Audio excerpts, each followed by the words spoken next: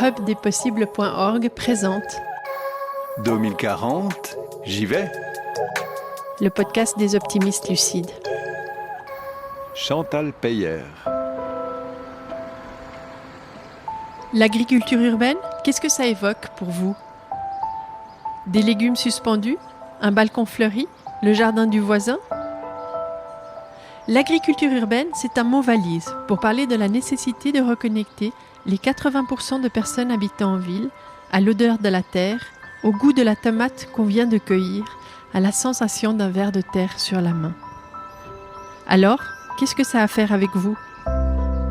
Eh bien tout, car à force de déléguer le travail de la terre aux agriculteurs de la campagne, nous sommes un peu devenus des citoyens et des citoyennes hors sol, au risque de perdre la compréhension de ce que nous mangeons et du monde qui nous entoure. Dans ce podcast, je vous invite à rencontrer Nathalie Leuenberger, maire de Meyrin, une ville novatrice qui a placé l'agriculture au cœur du nouveau quartier des Vergers. L'idée d'un écoquartier, elle provient très clairement de cette conscience qu'il est nécessaire de penser la ville de demain, qui permette de faire face aux enjeux du dérèglement climatique. Nous allons aussi écouter Emmanuel Ansaldi, professeur à l'EPIA et adjoint scientifique à l'Office cantonal de l'agriculture et de la nature du canton de Genève. L'agriculture et les habitants d'une ville se sont tournés le dos il y a quelques décennies. Emmanuel nous parlera des différentes fonctions de l'agriculture urbaine et de son potentiel pour retisser du lien entre nos cités et nos campagnes. Enfin, nous ferons un voyage dans l'avenir grâce à une lettre de 2040 découverte dans les archives du futur. 2040, j'y vais. Le podcast des optimistes lucides.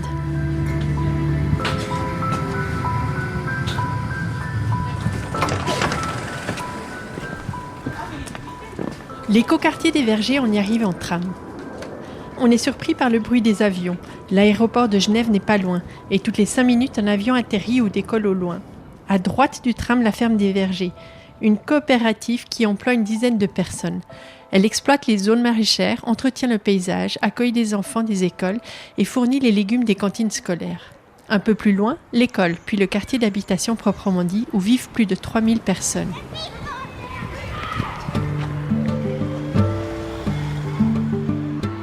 Quand on entre dans le quartier d'immeubles, le bruit des voitures s'éloigne et est remplacé par le bruit des enfants. Des allées de promenade alternent avec des jardins, des places de jeux et des potagers urbains. Il y a aussi un poulailler, comme l'évoque Nadia, une habitante que j'ai rencontrée alors qu'elle désherbait sa parcelle. Qu'est-ce que vous cultivez ici ?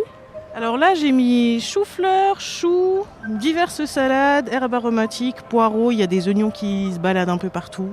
On s'occupe aussi des poules du quartier. Donc les poules, c'est aussi un tournus entre les habitants pour s'en occuper ? Exactement, c'est une fois par jour, il y a quelqu'un qui y va, une personne différente, celui là leur donner à manger et récupérer les œufs qu'elles ont pondus. Qu'est-ce qui vous a poussé à prendre ce jardin potager ? Alors, étant petite fille de fermier, je sais toujours d'où vient la nourriture qu'on mange et j'aimerais inculquer ça à ma fille, qu'elle sache que ce qu'on mange vient de la terre et pas d'une barquette en plastique. Merci beaucoup, bonne journée. Merci à vous, très bonne journée.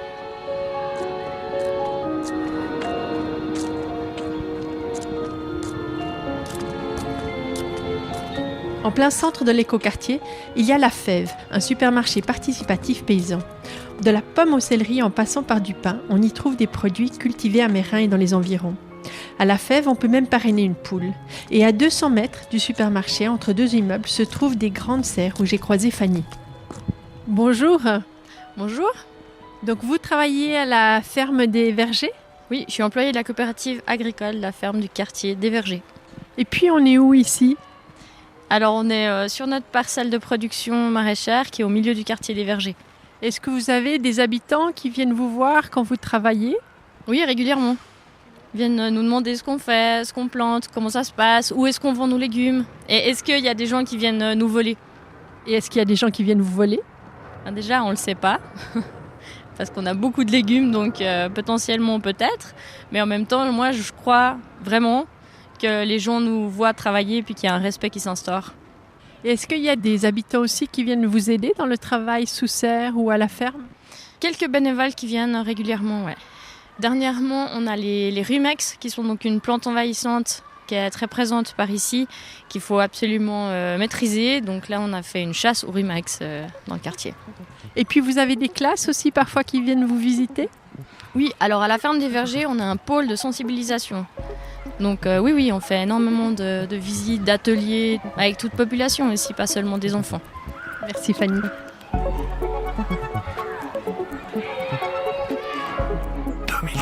J'y vais. Nathalie Leuenberger, merci de m'accueillir.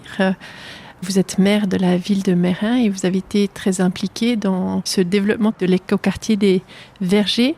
Comment est-ce que ce projet est né ? D'une problématique qui était celle de la pénurie de logements dans le canton de Genève et puis sur le territoire de la commune, une zone agricole que la Confédération était d'accord de déclasser et puis ici le conseil municipal aussi. Et à partir de là est née cette idée d'avoir un écoquartier exemplaire. Cette zone qui a été déclassée, au fond, vous auriez pu en faire plein de choses différentes. Qu'est-ce qui vous a amené au niveau du conseil administratif à cette vision à la fois d'un écoquartier et dans cet écoquartier de ce projet d'agriculture urbaine de la fourche à la fourchette ? L'idée d'un écoquartier, elle provient très clairement de cette conscience qu'il est nécessaire de penser la ville de demain et d'apporter des réponses en termes de qualité urbanistique, de construction, d'espaces de vie aussi qui permettent de faire face aux enjeux du dérèglement climatique. À l'intérieur, c'est très vite posé la question de comment nourrit-on un nouveau quartier qui amène une population d'à peu près 3000 nouvelles personnes.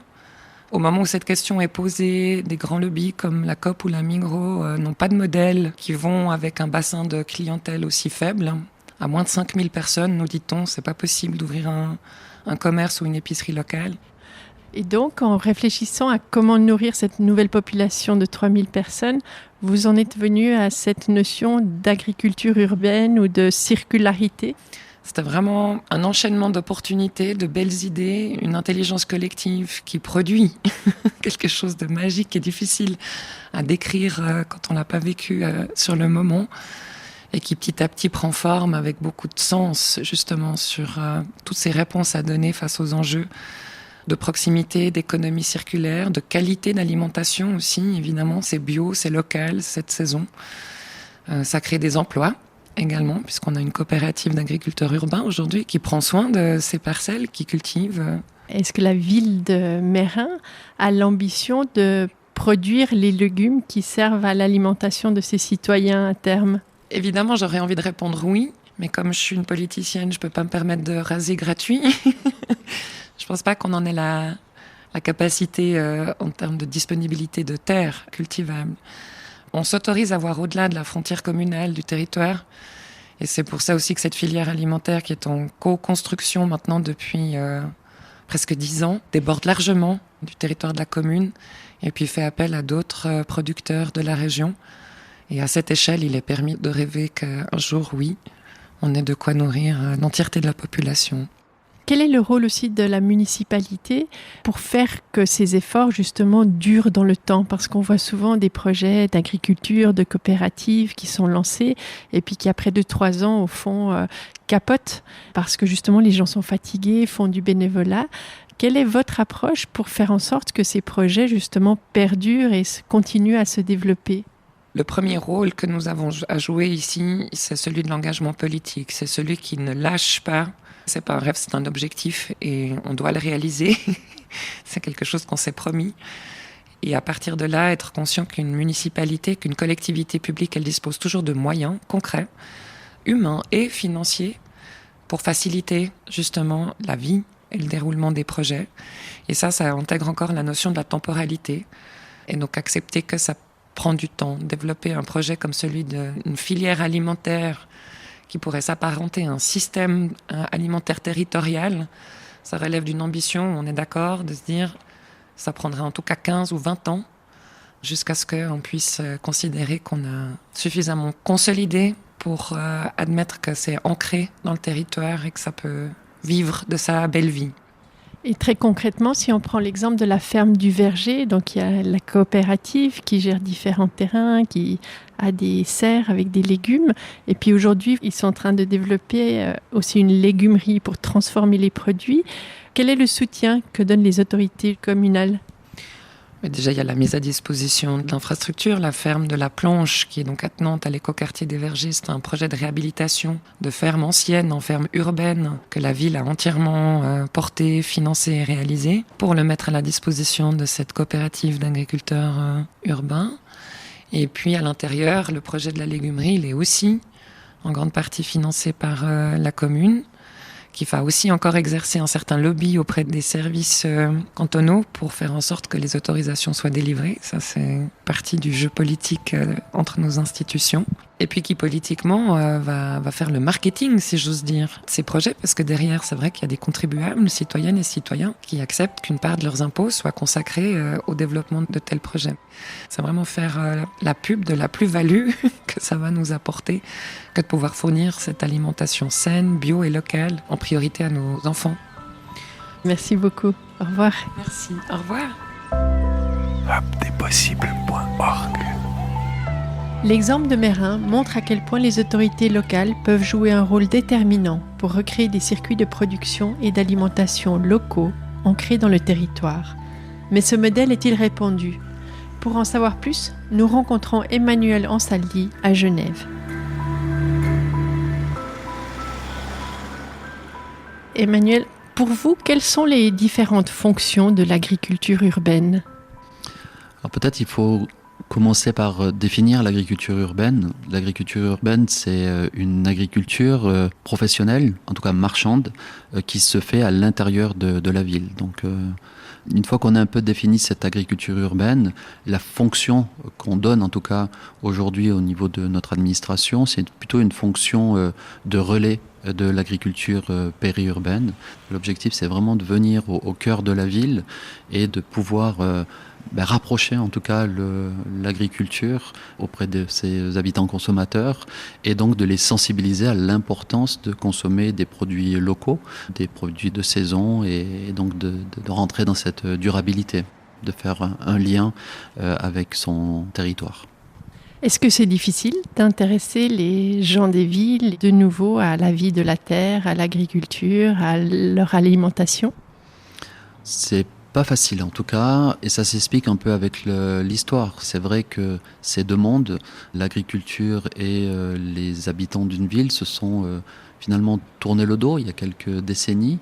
Toujours la mondialisation, en fait, c'est peut-être le facteur déterminant, a permis aux habitants des villes d'avoir des produits qui viennent de partout, donc une grande diversité, et puis surtout avec des prix aussi qui étaient beaucoup plus bas. Et actuellement, on essaye justement de faire tourner ces demandes qui se re-rencontrent et qui puissent rétablir ces liens qui étaient naturels avant. On produit ici et on consomme ici. Démocratiser tout ça, c'est pas, on est encore loin. C'est beaucoup aujourd'hui des convaincus qui sont dans cette démarche et on doit donc augmenter la sensibilité de ces questions-là à un plus grand nombre de personnes.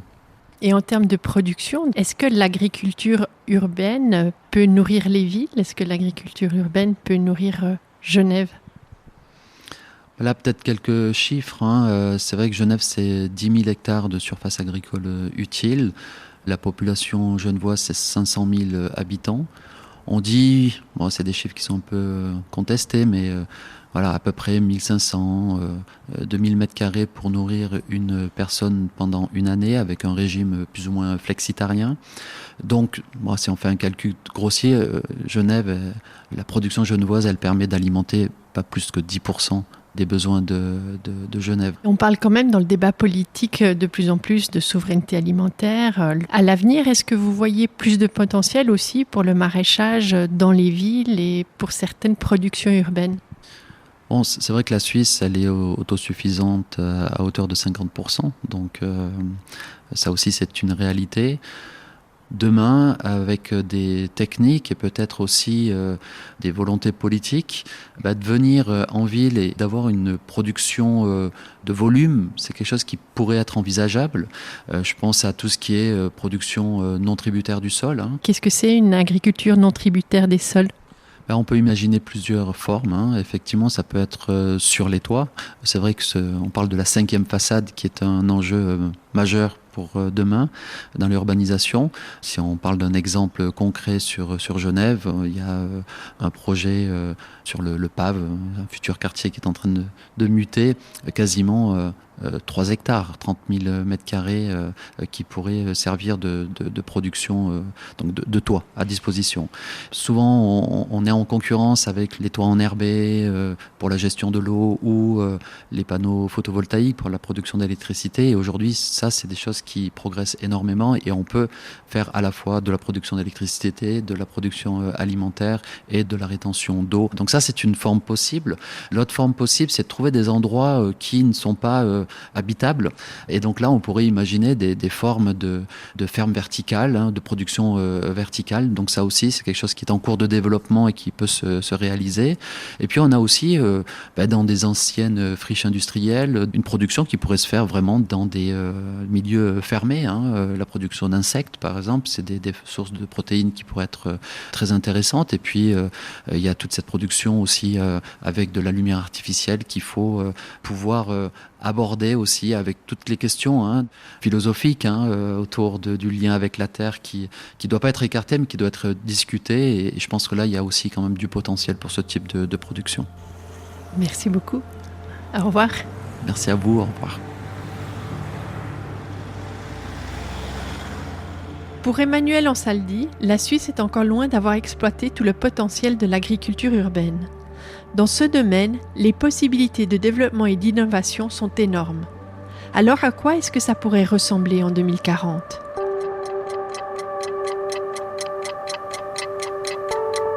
Par chance, nous avons eu accès à des archives du futur et nous y avons découvert une lettre que René, un habitant de Meyrin, écrit en 2040 à sa fille partie vivre à l'étranger.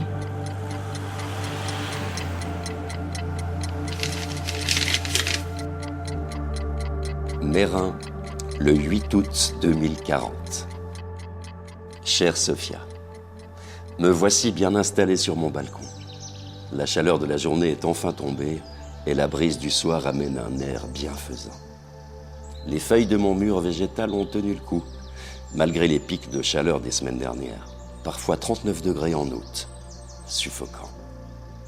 La bonne nouvelle, c'est que cette année, nous avons expérimenté l'arrosage contrôlé. Ce système de capteur de l'humidité de l'état des feuilles et des sols qui était encore réservé aux professionnels il y a peu. Aujourd'hui, ce système est implanté dans les différents potagers urbains de Meyrin et dans les murs végétaux et bacs de balcons de la majorité des immeubles. Par contre, les cultures sur les toits ont souffert, trop exposées. J'ai consigné dans mon journal de bord quelques anecdotes que j'avais à cœur de te partager, en espérant que cela pourra t'inspirer pour tes projets de l'autre côté de l'Atlantique. C'est incroyable. On peut maintenant admirer à travers les baies vitrées des rez-de-chaussée des immeubles un parterre recouvert de capucines. Il y a aussi différentes variétés de haricots montants, des aubergines, des tomates et même du sorgho. Les régies ont finalement accepté de laisser des espaces pour la culture maraîchère au pied des immeubles et le résultat est encourageant. Les tuyas ont été remplacés par des haies de fruits rouges et les arbres fruitiers régalent les habitants. Dans le quartier de Champfréchet, les régies ont même financé le forage d'un puits permettant de prélever l'eau de la nappe phréatique. Un système inspiré de celui du jardin botanique alpin, mis en œuvre dans les années 20. Pour revenir à Meyrin Cité, un tiers des potagers urbains est entretenu par les habitants, l'autre par une coopérative agricole qui a repris l'exploitation du quartier de la Citadelle. D'ailleurs, ta nièce va dans ses parcelles tous les mardis matins avec l'école pour participer au travail de la terre et aux cultures. Elle fait toujours la tête au topinambour, comme toi, quand tu avais son âge. Mais sinon, ça reste sa journée préférée. Même les jours d'intempéries. Ça doit être grâce à la tournée en charrette tirée par l'âne. Tu te souviens des frigos ? Ces installations qui servaient à récupérer les invendus et lutter contre le gaspillage alimentaire ? Maintenant, on arrive à mettre des produits frais, bio et de Meyrin à disposition des personnes dans le besoin. On a fait un calcul estimatif avec ta mère l'autre jour. La production agricole a quadruplé sur tout le territoire Et nous arrivons à garder la moitié pour la consommation à Meyrin. Un des deux géants de la grande distribution a accepté de créer un rayon spécial pour écouler la production mérinoise à prix inférieur que les produits importés. Le reste est utilisé dans les restaurants de la ville, que ce soit pour les écoles, les crèches ou les restaurants privés. Et bien sûr, le supermarché paysan participatif. La grande nouveauté est la mise en exploitation de l'aquaponie dans le parking souterrain de Cœur de